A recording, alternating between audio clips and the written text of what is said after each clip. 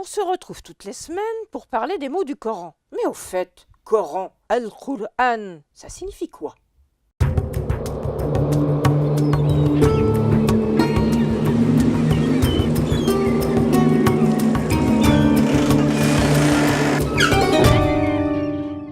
Allons voir ce que nous dit la grammaire. Tout d'abord, Al-Qur'an, c'est devenu un nom propre. Comme à notre habitude, on enlève toutes les voyelles. À l'exception de l'article al qui est lié au nom propre, il nous reste donc le q, le r et le n. Sauf qu'ici, le n, c'est un suffixe. Il n'appartient donc pas à la racine. La troisième consonne, en fait, on ne la voit pas, c'est le hamza. Tu te souviens? C'était la première consonne de umma. Nous avons donc ici la racine qui est q, r, hamza, qui nous donne le verbe qara'a. Qara'a, en arabe moderne, tout le monde sait ça. L'arabe moderne, la langue d'aujourd'hui, c'est le verbe lire. Qur'an, ce serait donc le fait de lire.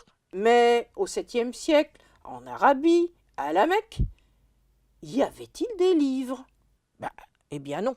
À l'époque du prophète, la société des tribus est une société d'oralité, où l'écriture est très peu utilisée. De cette période, il ne reste d'ailleurs que quelques brèves inscriptions sur des pierres le long des pistes du désert.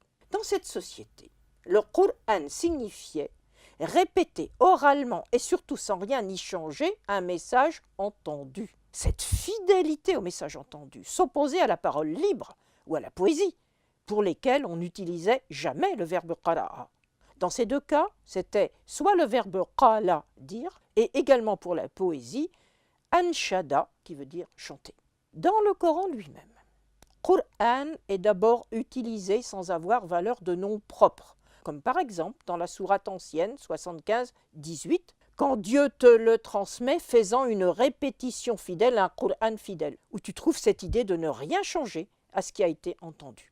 Le Coran nous dit aussi, en 43.3, que cette transmission doit être faite en arabe, car elle s'adresse à des arabes, mais que chaque peuple doit recevoir le message divin dans sa langue, afin qu'il soit bien compris. C'est ainsi que l'Évangile peut être considéré comme le Coran de Jésus, comme tu peux le voir dans la sourate 57 au verset 27. Nous avons fait suivre ces messagers par Jésus, fils de Marie, auquel nous avons donné l'Évangile.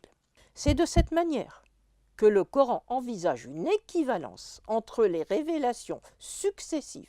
Tu trouves cela clairement dans la sourate 10 au verset 94 où il est dit « Si tu es dans le doute de ce que nous avons fait descendre sur toi, questionne ceux qui ont répété l'écrit surnaturel qu'ils ont reçu avant toi. » L'écrit en question, ce n'est pas un livre écrit de main humaine, c'est le kitab surnaturel dont nous parlerons bientôt.